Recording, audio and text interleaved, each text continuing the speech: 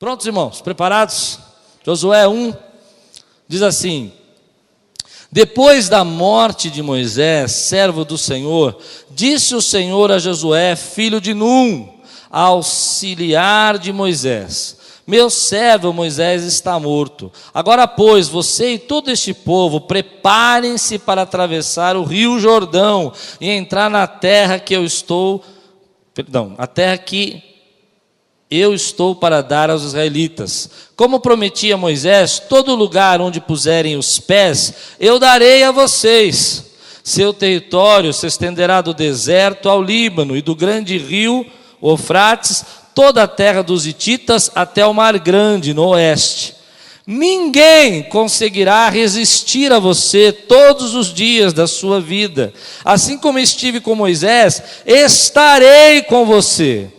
Nunca o deixarei, nunca o abandonarei. Seja forte e corajoso, porque você conduzirá este povo para herdar a terra que prometi, sob juramento aos seus antepassados. Somente seja forte e muito corajoso. Tenha o cuidado de obedecer a toda a lei que o meu servo Moisés ordenou a você. Não se desvie dela, nem para a direita, nem para a esquerda, para que você seja bem-sucedido por onde quer que andar. Não deixe de falar as palavras desse livro da lei e de meditar nelas de dia e de noite, para que você cumpra fielmente tudo que nele está escrito. Só então os seus caminhos prosperarão e você será bem-sucedido. Não fui eu que ordenei a você? Seja forte e corajoso. Não se apavore, nem desanime, pois o Senhor, o seu Deus, estará com você por onde você andar. Esse texto é incrível, não é? Só de ler já mexe com o coração da gente, não mexe? Feche os seus olhos. Vamos orar.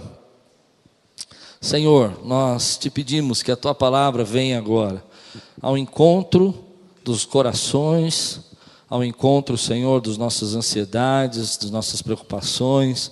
Que a tua palavra entre, Senhor, profundamente e possa realmente, Senhor, dividir alma e espírito, e que ela venha, Senhor, mostrando para nós aquilo que o Senhor tem a ensinar, aquilo que o Senhor tem a dizer. Nós abrimos o nosso coração para que a tua palavra faça, Senhor, uma grande semente dentro dos nossos corações, em nome de Jesus, amém. Eu amo esse texto e é um dos textos para mim chaves, textos que eu guardo comigo na minha história de vida e carreira e ministério e trabalho. Sabe aquele texto que você tem no seu coração? Você tem um texto assim, 2, 3 textos assim que você sempre está lembrando dele na sua cabeça, sempre está no seu coração? Quantos têm um texto assim? Sempre está pensando assim? Eu tenho esse texto para mim dessa forma. De vez em quando, passa um tempo, eu volto e começo a estudá-lo e começo a pregar sobre ele. Eu me lembro dele durante a semana, durante os dias. E essa semana, pensando nesse texto, me veio no coração que antes de uma nova conquista começar, ou como uma situação vem sobre mim, assim, até uma oportunidade, não precisa ser um problema, mas também quando é um problema, porque eu passo por um processo, eu passo por uma situação engraçada que se repete. Quando vem uma oportunidade, ou vem um novo desafio, ou vem uma crise que eu preciso enfrentar, a primeira coisa que acontece dentro de mim é ficar pensando mais ou menos assim: eu vou fracassar, eu não vou conseguir, eu acho que eu vou passar vergonha no final. É assim com você ou não? Antes de alguma coisa acontecer na tua vida, antes de você tomar posse de até a mesma oportunidade, teu chefe chega para você e fala assim: vou lhe promover. Antes de você dizer eu aceito, a primeira coisa que acontece dentro de você é vir um pensamento de que você talvez não consiga, que talvez você não tenha capacidade, talvez você não se garanta nesse cargo, não se garanta nessa profissão. Mesmo quando você vai fazer uma coisa, por exemplo, comprar uma casa, é uma grande oportunidade, a casa está mais barata, você tem condição de comprar, mas antes de você assinar o contrato, a primeira coisa que passa na sua cabeça é que você talvez não consiga pagar essa casa, talvez você não consiga, e se você ficar desempregado, e se a crise aumentar, e se vier 2 Dilmas além de uma que nós já temos, né? Você começa a pensar nessas coisas impossíveis, não é verdade? Segunda coisa que eu aprendi, e é interessante você analisar isso, é que depois disso vem um sentimento de desânimo. Parece que tudo para mim é muito difícil. Eu começo a dizer assim, nossa, mas como a vida é difícil para mim, como a vida é complicada, né? Porque essa oportunidade, às vezes até uma oportunidade, podia ser mais fácil, né? Porque se eu tivesse mais condição, se eu tivesse feito aquele curso que eu não fiz, aquela coisa que eu devia ter resolvido, e vem um pensamento, primeiro, dentro de mim, que eu vou fracassar, que chamo de medo. O segundo é um pensamento de desânimo, onde eu começo a dizer assim, eu não sei se eu vou conseguir. E o terceiro pensamento que vem, antes de eu começar a viver uma oportunidade, ou a conseguir realizar um projeto, ou até mesmo enfrentar uma dificuldade que a vida traz para a gente, o terceiro pensamento eu chamo de preguiça, ou tá bom, vai, um pouco de falta de vontade, né, de força de vontade. Eu digo assim, mas eu já me esforço tanto, eu já trabalho tanto. Então vou tentar traduzir o que eu estou dizendo numa experiência. Chega alguém para você aqui e fala assim, vou lhe dar um curso de inglês numa escola fantástica e você não pagará nada. A primeira coisa que você vai pensar, se você é como eu, será que eu tenho capacidade de aprender inglês? E se eu não conseguir aprender inglês, né? A segunda coisa que você vai pensar, o curso é longe, o curso não é perto da sua casa, você vai ter, está vendo, a vida é difícil, eu vou ganhar um curso, mas tem que ser longe. Por que para mim é tudo tão complicado? Acho que só eu sou assim, né? Não? Estou pregando para mim hoje. A terceira coisa, eu vou parar para você e falar assim, mas para que aprender inglês, gente? Já está tudo certo. Eu já falo de books on the tables e tables on the books, né? Já me resolvo. Para que falar inglês? Para que eu vou sair desse conforto, né? Lutar mais para quê? Vencer mais para quê? E é interessante você analisar qual desses três é o pior para vocês. Eu chamo para mim esses três os gigantes que estão dentro da gente, né? Deus fala com você, vou fazer uma grande obra na tua vida. Você diz? Esse amém você não recebeu nada, irmão. Mas nem o tijolinho da obra você recebeu. Bom, você diz amém, mas antes disso você começa a pensar nesses 3 gigantes. E quando você analisa qual desses 3 gigantes é o maior para você, é um ato de sabedoria você analisar. Geralmente, você quando descobre, tem gente que nunca parou para pensar nisso, mas eu pensei já na minha vida, fiquei analisando. Para mim, eu não vou falar para você qual é o meu gigante maior, não vou te dar esse crédito, você não merece saber meu gigante, porque depois você pode contar para alguém, ou usar contra mim. Mas todos nós, temos um desses 3 gigantes aí acontecendo agora mesmo. Surge uma oportunidade, pastor Klaus convidou você para pregar na igreja. Eu ouvi um uhul. Esse uhul veio de Miami, eu acho. Acho que veio pelo YouTube, na internet, né? E aí você diz o quê? Mas e se eu falar bobagem? Se eu não conseguir? Segundo, né? Mas tão difícil, tem que ser naquilo, tem que ser domingo, tem que ser do lado do pastor Cláudio. Ele tinha aqui no culto, por que para mim tudo é tão difícil? Terceiro, para que pregar? Eu estou aí, estou bem, estou vivo, nunca preguei.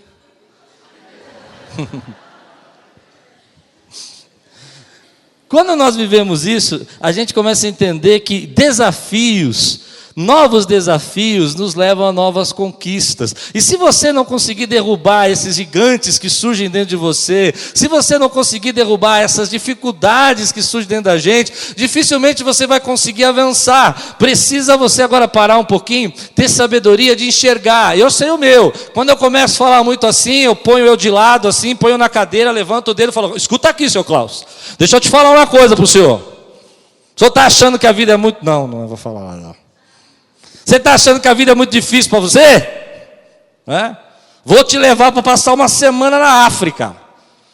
Aí eu já levanto.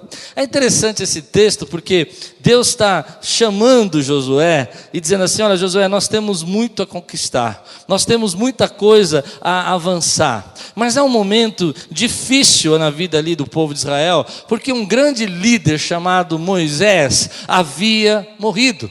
E eu achei interessante porque a Bíblia começa a dizer assim: então Deus falou a Josué, servo de Moisés, e Deus disse: Josué, Moisés está morto.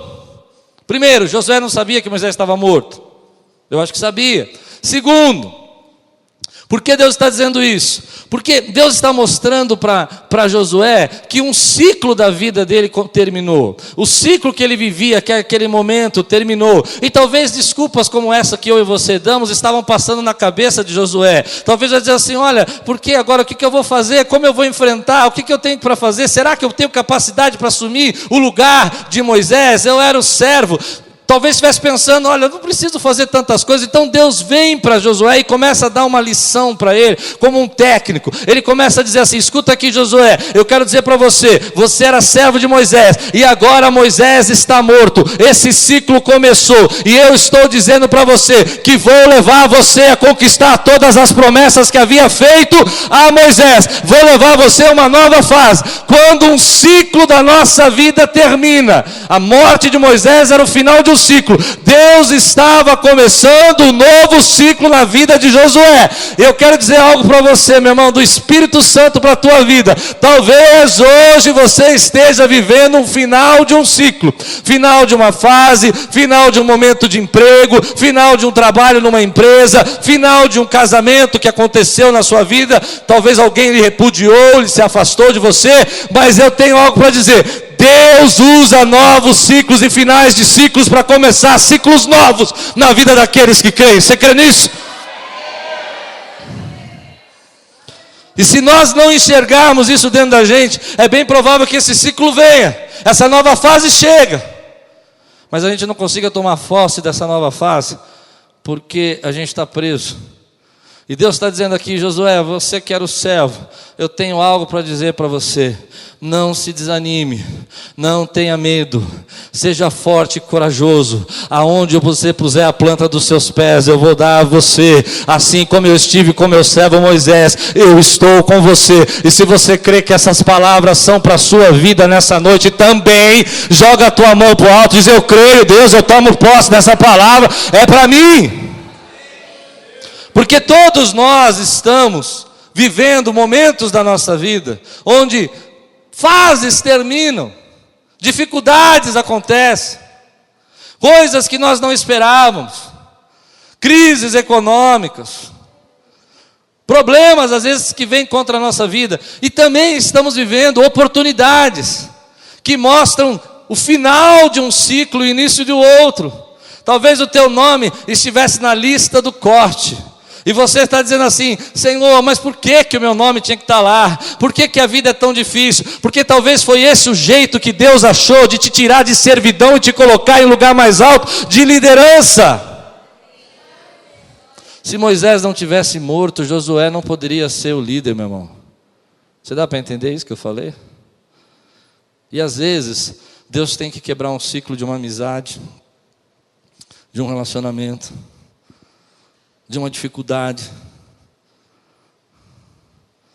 Tem que quebrar o ciclo de um companheirismo, talvez um relacionamento de amizade muito profunda, um trabalho que você acha que ali você ia se aposentar para o resto da sua vida, para que Ele pudesse te levar para um outro lugar e começar uma nova fase da sua vida. Quantos podem dizer glória a Deus por isso?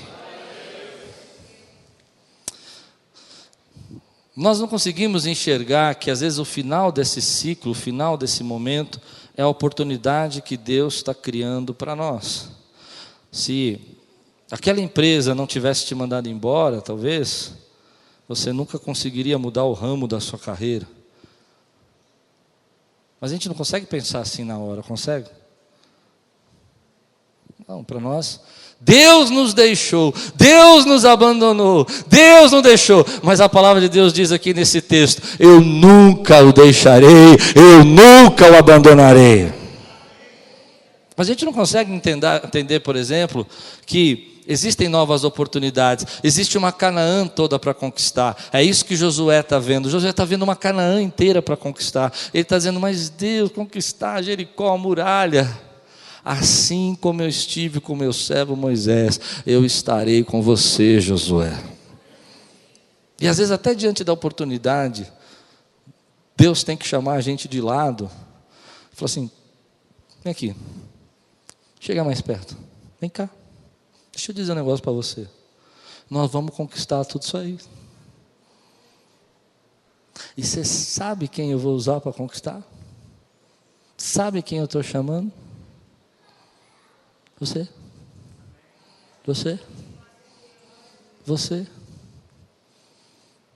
E nessa hora, eu queria, assim, nas minhas ideias, eu fico imaginando essa situação. Eu não sei exatamente como foi que Deus falou isso a Josué, mas eu fico imaginando assim, Deus chamando Josué como um pai, falando assim: vem cá, filho, deixa eu dizer um negócio para você.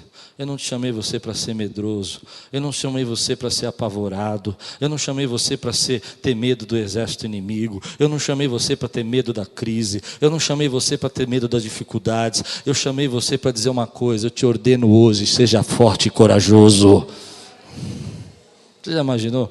Me lembro uma vez, quando criança, a minha filha não conseguia subir naqueles brinquedos de montar assim, de subir, e ela aqueles de ferro assim, e ela começou a subir no primeiro, e ela se pendurou, ela estava 5 centímetros do chão, penduradinha assim, pequenininha, e ela não conseguia se mexer, e a gente ia naquele parque lá e falava: vai filha, sobe mais um degrauzinho, e ela travava, e não subia. Aí eu tentei pegar ela assim, pequenininha, e levantar para um lugar mais alto, sabe, levar para um outro lugar, para ela ter a experiência de subir um pouquinho, vencer, ter a sensação da vitória. E ela começou a gritar comigo, e gritar, e se debater, e dizer que ela ia cair, e que chorar. E eu peguei aquela menina pequenininha, olhei para ela e falei: escuta aqui, olha para mim, eu sou teu pai, eu nunca ia deixar você cair, você está entendendo?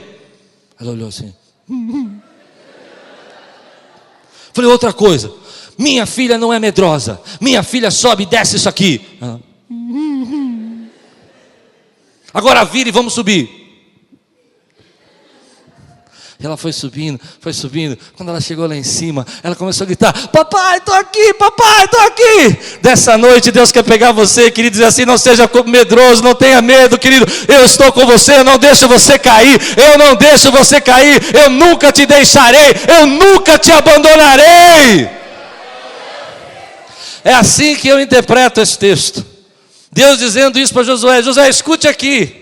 Não fique olhando só para as lutas, para as dificuldades. Você precisa ter alguma coisa na sua mente. Primeiro você tem uma promessa. Eu lhe dou uma promessa: aonde você colocar as plantas dos teus pés, você vai possuir. Eu tomo posse dessa promessa.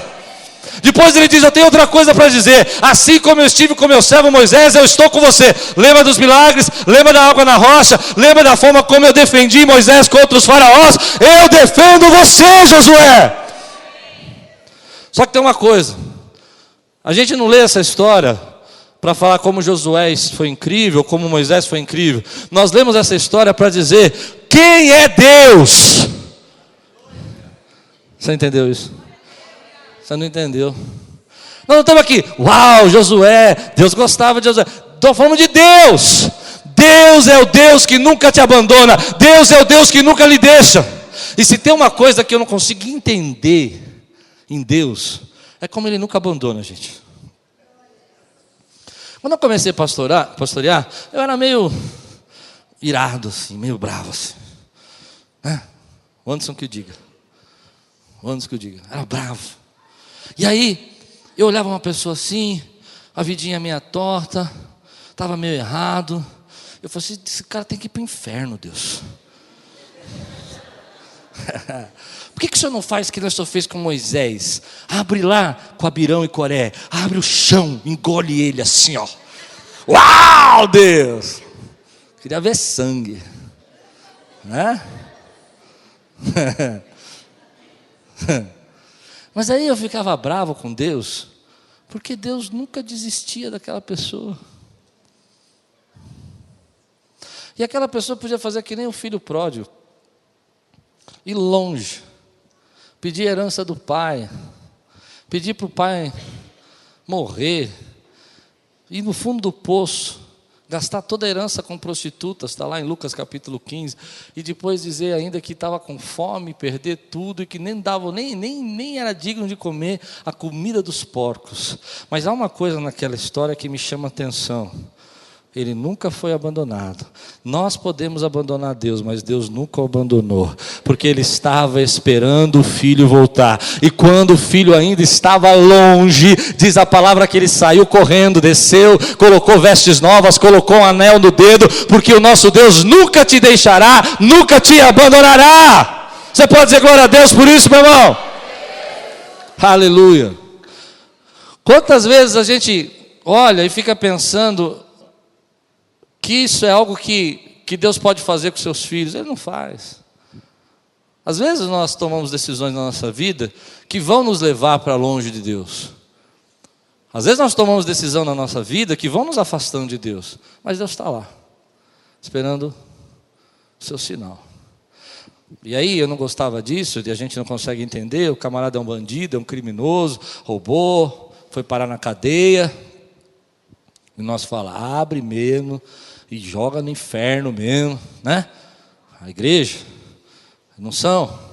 Mas lá na cadeia, eu te garanto que eu vou dizer, se esse homem ou essa mulher falar com Deus e disser, Senhor, eu estou aqui, perdoa os meus pecados, Ele nunca vai os deixar, Ele nunca vai o abandonar. De lá Ele é poderoso, de lá de dentro, de lavar os pecados dele, de transformar numa nova criatura. Se você crê nesse Deus, dá um glória a Deus, meu irmão. Ele é poderoso.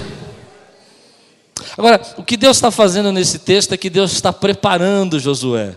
Havia uma batalha a ser conquistada. Nós sabemos da história que eles vão depois conquistar Jericó. Havia lutas para acontecer, fracassos para acontecer. E Deus estava preparando Josué para essa nova empreitada. A preparação de Deus, toda a luta e todo o propósito, toda a oportunidade que Deus está lhe criando, te dando, você precisa se preparar para ela. E Deus está fazendo isso, Ele está preparando, Ele está dizendo assim, olha, vem aqui, eu quero preparar você. Existem novos desafios, existem novas conquistas, e algumas coisas precisam estar dentro de você. Eu vou dar um exemplo aqui prático. Eu vejo aqui os irmãos lutando jiu-jitsu, lutando Muay Thai, lutando não sei o quê. Aí imagina eu assim, eu chego para esse irmão, falo, marca aí uma lutinha aí que eu vou enfrentar vocês. O camarada fica chutando lá, o saco lá de chute lá, 8 horas por dia. Eu aqui, com essa barriguinha, certo? Estou perdendo, ora por mim, irmão, faz um jejum aí, ajuda eu. Se o seu jejum me emagrecesse, ia ser tremendo, né? Aí, ele fica dando soquinho lá naquele negócio o dia inteiro. Eu não estou preparado. Marca uma lutinha aí que eu vou enfrentar vocês. O que você acha? Eu vou ganhar ou vou perder?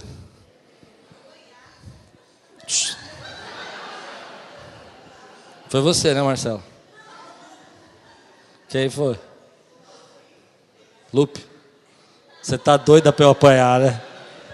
Por isso que outro dia ela falou para mim assim, por que você não vai fazer um esporte de luta tal? Eu falei, estou entendendo. Acho que eu já tinha combinado com você, né, Li? Não foi, não? Amor, vou ficar esperto agora. Mulheres que mandam os maridos apanhar. Você acha que eu vou apanhar por quê? Até me perdi, ó, com esse grito que você deu. Por quê? Porque eu não estou preparado.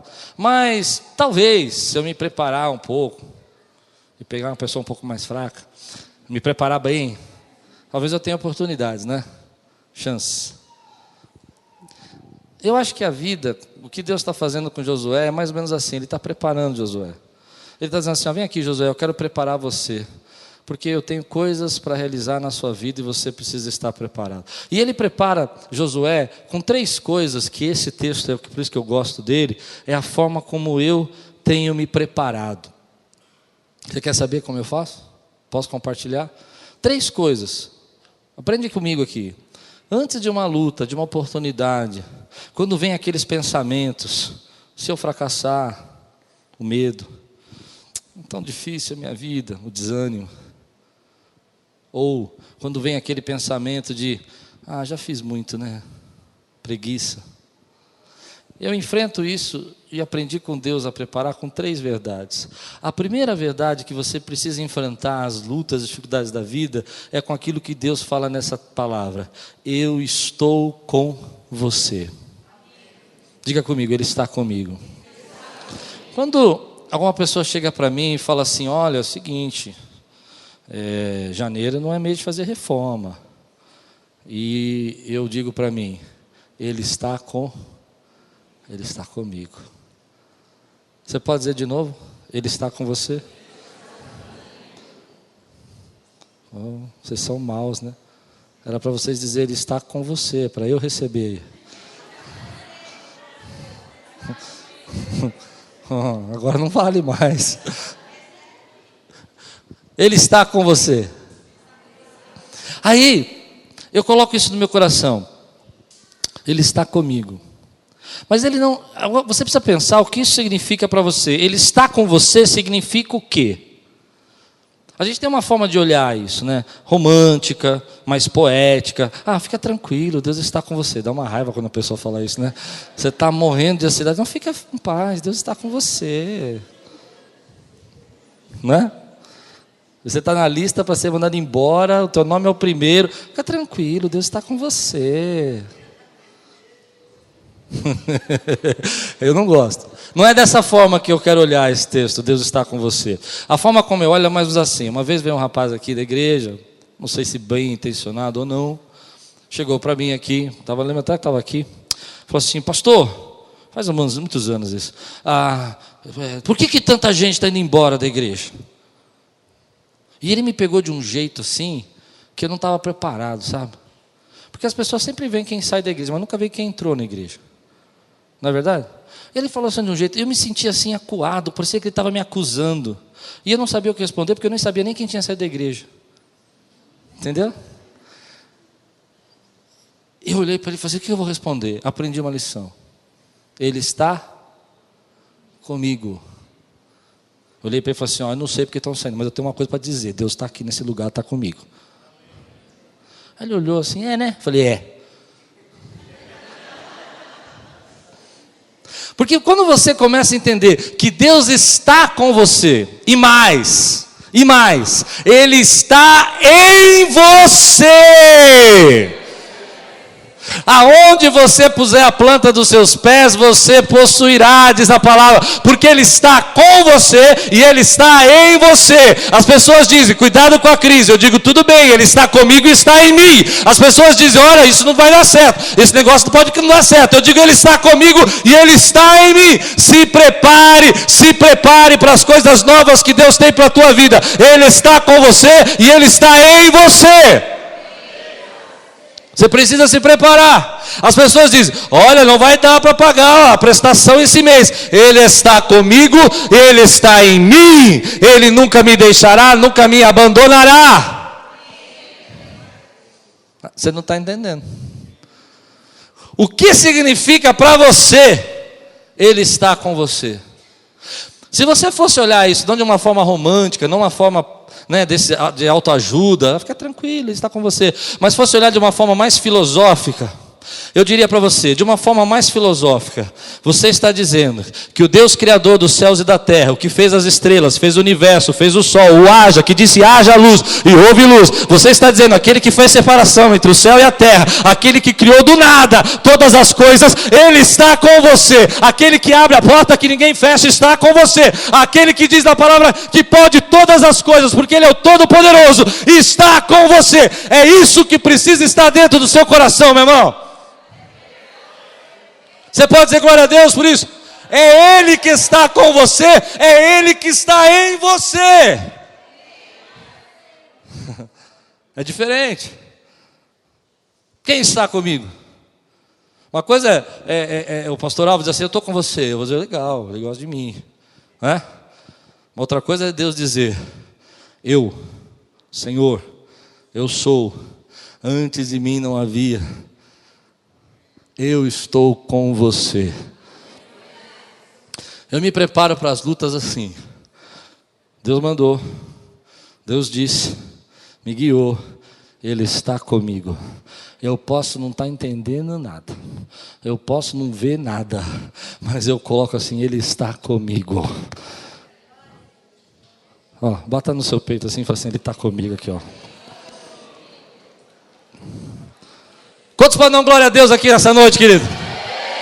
A segunda coisa, meu irmão, que vem no meu coração quando eu vou enfrentar as lutas, essas batalhas, quando eu vejo forças contrárias, as pessoas podem tentar mal a você. Eu me preparo assim. As pessoas podem ir contra os seus projetos. Tem gente que pode não gostar da tua vitória. Tem pessoas que podem não se alegrar com o que Deus está fazendo na sua vida. Pode ou não?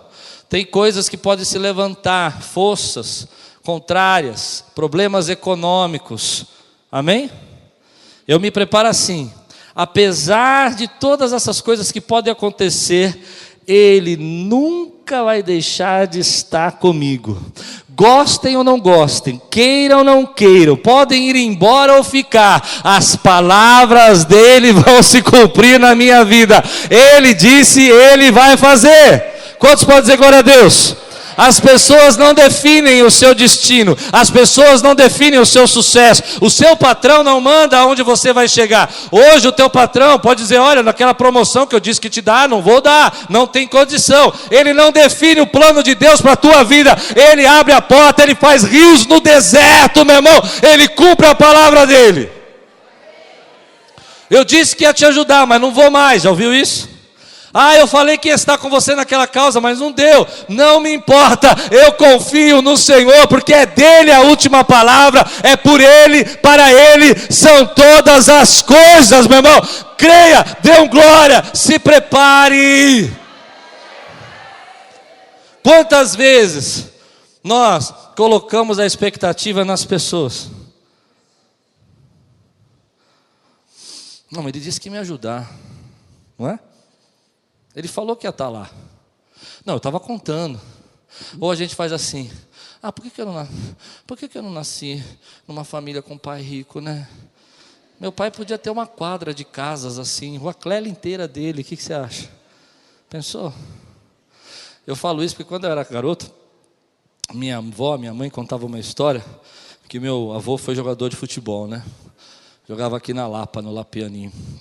E era um time bom na época, Palmeiras, Corinthians, o Lapianinho, era mais ou menos o mesmo tamanho. E meu avô ganhou muito dinheiro. E minha mãe contou essa história para mim quando eu tinha uns 12 anos. Imagina a cabeça da criança. Ela passando fome, dificuldade. E ela falou assim, não, porque o teu avô ganhou muito dinheiro.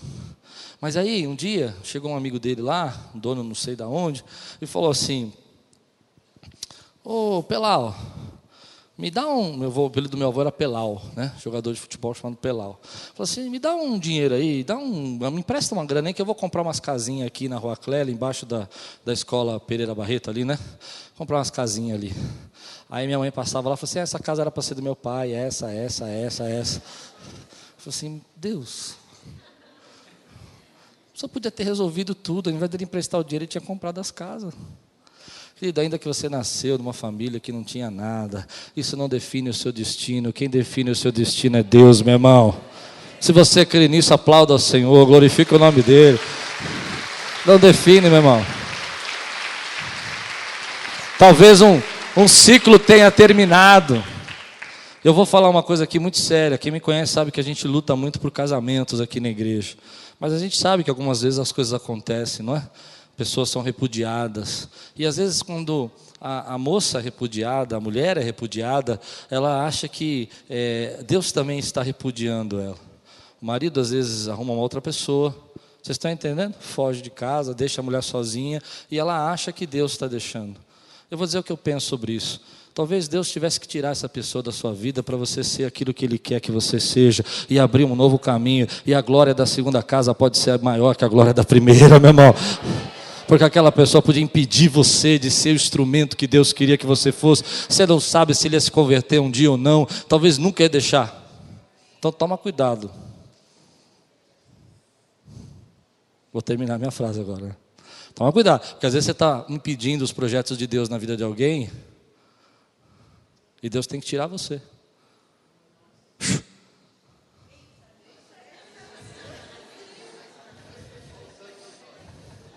Deu para entender ou não? Eu não vou falar a palavra para ele. Ai meu Deus, será que sou eu? Não dorme essa noite. Não vou nem chegar em casa. Amor, me perdoa. Eu me lembro quando garoto, eu olhei para o meu pai assim e falava assim, Deus, na verdade tinha um rapaz na igreja que o pai dele se separou. Meu pai se separou na mesma época. E esse rapaz orou por 4 anos. Ele falou, não, porque deu um testemunho na igreja poderoso, assim, não, porque eu orei, fiz um jejum, busquei, e meu pai voltou para minha mãe. Eu falei, é de Deus, agora você vai ver, ninguém me segura, e vou orar, vou subir na árvore, vou plantar de ponta, vou fazer que nem o Batman, ficar de ponta cabeça orando, sabe? Não, o Batman não ora, mas ele não fica de ponta cabeça. Então, eu vou fazer qualquer coisa para Deus trazer meu pai de volta. E ó, nada. Mas nem passar perto da casa da minha mãe ele passava, ficava 5 quadras longe. Tinha que ir lá embaixo ver. Mas tem uma coisa que Deus falou comigo que eu nunca mais esqueci. Eu tirei o seu pai da sua casa, porque eu não queria que ele influenciasse você. Eu vou ensinar você. Meu pai, meu querido, você não conhecia, uma gente boa, mas tinha umas teologias assim incríveis, assim, uns negócios doidos. Eu vou ensinar você. Às vezes Deus tem que tirar uma pessoa da nossa vida. Desculpa, mas isso é tão profundo para mim, eu sei que pode te chocar.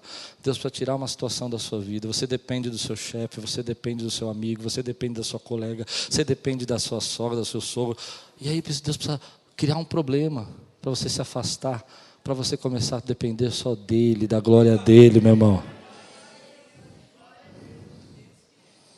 Quantos recebem isso que eu preguei agora? Não é assim? E aí você começa a depender dele. Primeira coisa, ele está comigo, está em mim. Segunda coisa, ninguém, nenhum ser humano, nenhuma crise define o meu destino. Quem define o meu destino é Deus. Terceiro, e o mais importante talvez de todos, o teu sucesso, a tua vitória, não depende, para mim, é o que eu penso. Lembra que eu falei que eu me preparo assim? Não depende da minha capacidade. Não depende da minha inteligência, não depende se você gosta de mim ou não gosta, não depende da força física, depende da fidelidade de Deus. Sabe por que nós vamos reformar todo aquele prédio lá? Porque Deus é fiel. E posso até ser um pouco arrogante que eu vou dizer, você não vai entender. Deus pode falar com você, ajuda, e você falar não. Eu não me preocupo. Primeiro, Ele está em mim, Ele está comigo. Segundo, não é você que define o que Deus quer para a minha vida. Quem define é Deus. Terceiro, Ele é fiel. Você pode dizer assim, Ele é fiel. Se prepara, querido, para coisas novas. Nós temos que nos preparar antes que coisas novas aconteçam na nossa vida, novos ciclos surjam espirituais. Nós temos que nos preparar. Se nós não nos prepararmos, nós não vamos conseguir assumir as novas oportunidades que Deus tem para nós. Nós não vamos chegar nos novos destinos. E a preparação começa dentro de você. Sabe onde a gente já é derrotado sem saber? A gente é derrotado dentro da nossa própria mente. Aquelas 3 coisas que eu disse para você no começo começam a derrotar você antes de enfrentar. Deus está dizendo, vai conquistar sua Canaã, e você diz, não dá, prepara a sua mente, Ele está comigo, Ele está em mim, dá, porque Ele está, mas eu não tenho capacidade, é tudo tão difícil para mim. Prepare a sua mente, meu irmão, começa a pensar agora e diga aí com você, meu destino depende de Deus e não das pessoas, meu destino depende da fidelidade de Deus e não da minha própria capacidade, meu destino depende da palavra dEle que diz que Ele está comigo e nunca me deixará, nunca me abandonará. Mas você tem que se preparar. Por quê? Porque assim, eu vejo esse texto, Deus está dizendo assim, olha, aquilo que eu vou fazer, antes de você sair para a guerra, antes de você conquistar, antes de você enfrentar Jericó, algo precisa acontecer dentro de você. Você precisa mudar dentro de você. E eu vejo hoje muitos cristãos apavorados por não confiar nessa verdade. Gente amedrontada, apavorada. Por que a gente está apavorado, querido? Porque a gente começa a esquecer a convicção de fé que nós temos, e começamos a dar lugar ao medo. Deus não nos chamou para ser pessoas apavoradas, querido. Deus diz na sua palavra: não te ordenei eu? Sabe o que diz aqui? Não te ordenei eu, seja legal. Não te ordenei hoje, não te ordenei eu, seja forte e corajoso. Não temas. Receba isso como uma ordem de Deus para a tua vida, meu irmão. A oportunidade vai chegar na sua empresa e você vai começar a dizer: eu já fiz tanta coisa, eu estou cansado. Seja forte e corajoso. Teu chefe vai chamar você para um novo departamento e vai querer que você comece ali a liderar uma equipe, e você diz: eu já tenho tanta luta, tanto problema. Seja forte e corajoso. Vai chegar uma oportunidade na tua vida, meu irmão. As pessoas vão te ligar e dizer assim: olha, está aqui a porta de emprego, mas o horário às vezes não é bem exatamente o que você quer. O salário também você sentiu que era de Deus, é a porta que Deus abriu. Seja forte e corajoso, Ele é poderoso para te honrar lá. Meu irmão, vai começar uma luta na tua casa e você tem que lutar pela tua família. Se muitas vezes você percebe essa luta chegando, seja forte e corajoso, enfrente as lutas da sua vida, lute por aquilo que Deus tem falado no seu coração. Meu pai dizia uma coisa para mim: chame a responsabilidade para você. Há dois tipos de pessoa. Começa um problema em casa. Agora é a hora que as mulheres falam: prega, pastor. Filho está dando trabalho. Tem dois tipos de pai. Primeiro pai: mulher, dá um jeito nesse menino, você tem que falar com ele. Você está transferindo a sua responsabilidade de pai.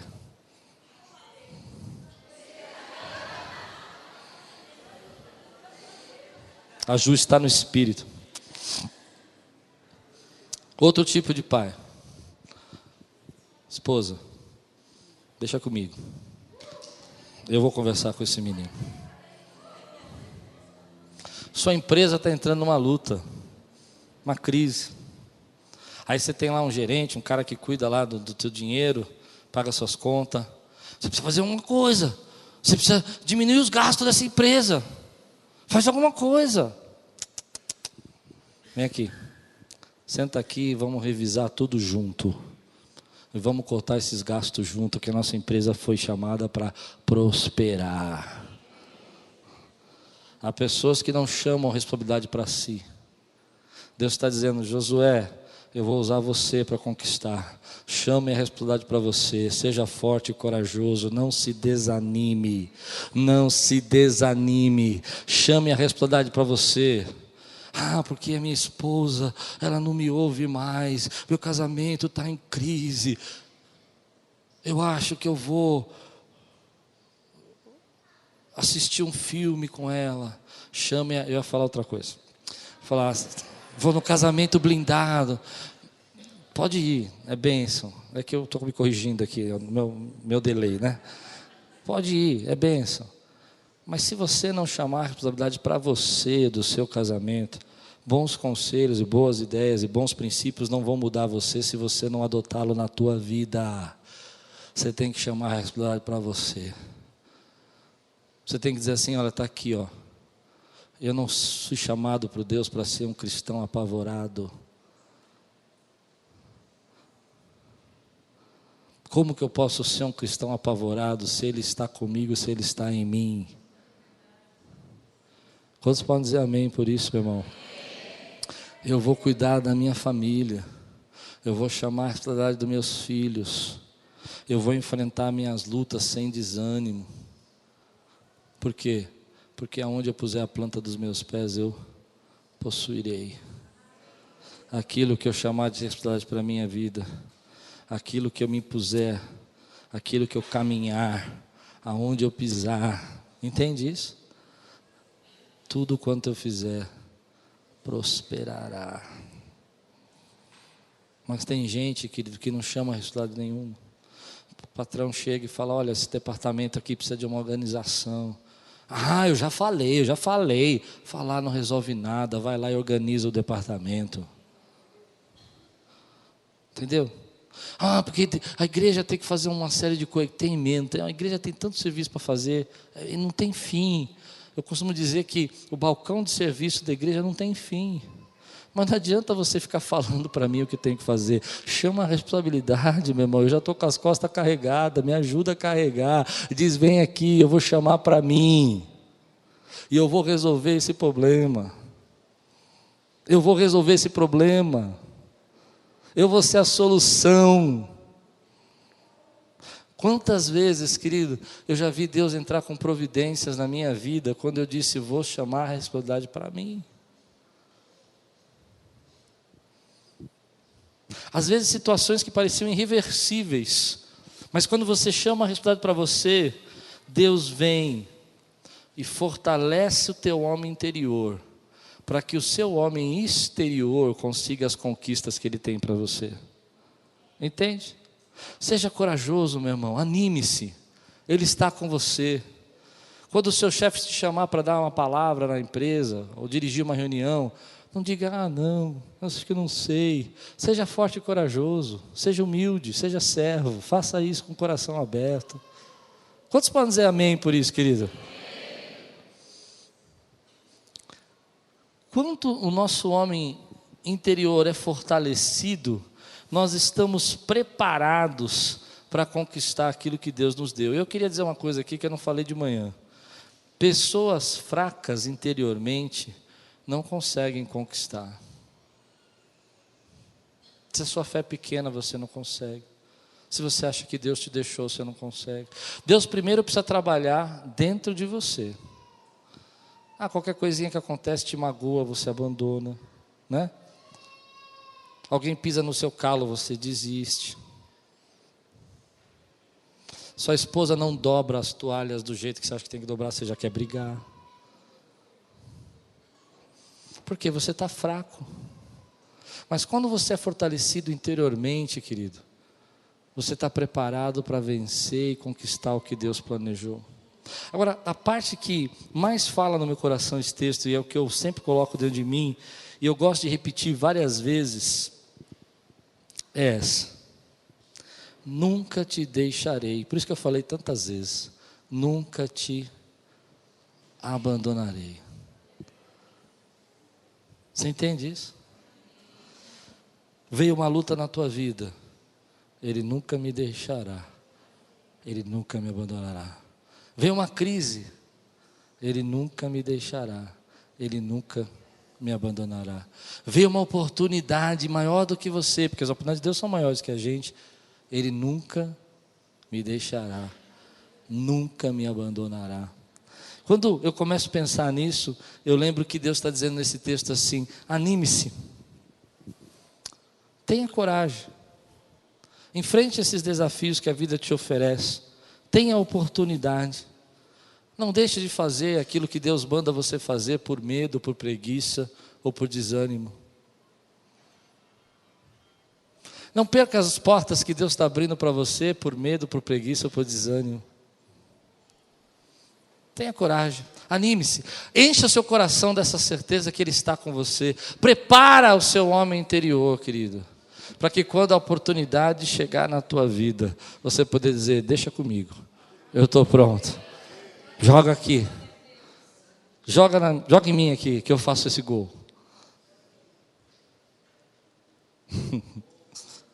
Você crê nisso?